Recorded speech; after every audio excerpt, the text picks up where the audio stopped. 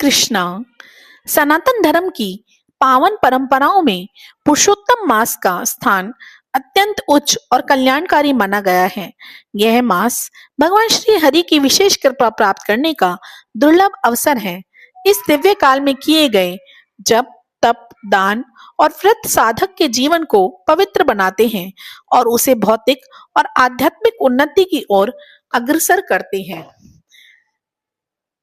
कहा भी गया है, राम नाम की लूट है, लूट सके तो लूट, अंत काल पछताएगा जब प्राण जाएंगे छूट। अंत काल पछताएगा जब प्राण जाएंगे छूट। सूत जी बताते हैं कि मेधावी ऋषि की कन्या अपने पिता के निधन के बाद अत्यंत दुखी और अकेलेपन में जीवन व्यतीत कर रही थी। उसका हृदय शोक से भरा हुआ था। वह न केवल अपने माता पिता से विहीन थी, बल्कि अपने भविष्य को लेकर भी चिंतित थी। वह कन्या एक सूनी हिरनी की तरह भयभीत और असहाय होकर अपने घर में ही रहती थी।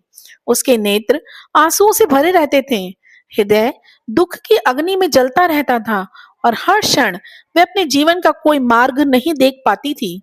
उसके मन में सबसे बड़ा दुख यह था कि उसका विवाह नहीं हुआ था और उसके जीवन का क्या होगा। ये चिंता उसे भीतर ही भीतर तोड़ रही थी। उसी समय उसके दुख को दूर करने के लिए दिव्य संयोग से महान तपस्वी दुर्वासा ऋषि वहां पधारे। वे अत्यंत तेजस्वी, क्रोधी किंतु कृपाल मुनि थे, जिनकी महिमा स्वयं देवताओं तक ने प्रसिद्ध थी। उन्हें देखकर कन्या के मन में आशा की किरण जागी। उसने भगवान ऋषि की बहुत प्रार्थना की। कन्या ने अत्यंत श्रद्धा और विनम्रता से दुर्वासा ऋषि का स्वागत किया। अर्घ्य, पाद्य और वन में उपलब्ध फल फूल से उनकी पूजा की। उसने उन्हें प्रणाम करते हुए कहा कि आज उसका जीवन धन्य हो गया, क्योंकि एक महान संत उसके द्वार पर आए हैं। उसने यह भी कहा कि शायद उसके पिता के पुण्य के कारण ही यह सौभाग्य उसे प्राप्त हुआ है कि वे दुर्वासा ऋषि की कुछ सेवा कर सके। दुर्वासा ऋषि उसके सेवा भाव और विनम्रता से अत्यंत प्रसन्न हुए। उन्होंने उसे आशीर्वाद देते हुए कहा कि वह एक श्रेष्ठ कुल की धर्म परायण और पुण्य आत्मा कन्या है। उसके पिता का तप सफल हुआ है, जो उसे ऐसी कन्या प्राप्त हुई है। तब कन्या ने अपने हृदय का सारा दुख उनके सामने प्रकट किया। उसने कहा कि वह अनाथ है, उसका कोई सहारा नहीं है और विवाह न होने के कारण उसका जीवन अधूरा ही रह गया है। उसे यह भय सता रहा है कि यदि शीघ्र विवाह ना हुआ तो उसका जीवन व्यर्थ हो जाएगा। ऐसा ऐसा कहकर वह कन्या विलाप करने लगी।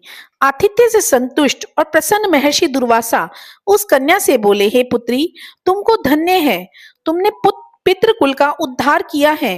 वह मेधावी ऋषि की श्रेष्ठ तपस्या का ही परिणाम है। मैं कैलाश से तेरी धर्मशीलता जानने के निमित्त ही आया हूँ। अब मैं जल्दी ही बद्रिका आश्रम पहुंचूंगा। वहां श्री बद्री नारायण के दर्शन को इच्छा से जा रहा हूँ। महर्षि दुर्वासा को संतुष्ट और प्रसन्न देखकर ब्राह्मण कन्या कहने लगी, हे ऋषिराज, आपके दर्शन पाकर मेरे दुख का सागर सूख गया है।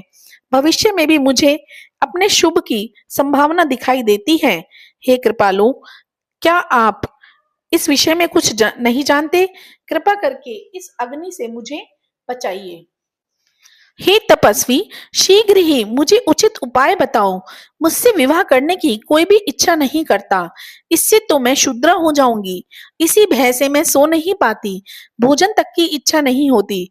हे मुनिराज, अब तो मृत्यु के अतिरिक्त दिखाई नहीं देता।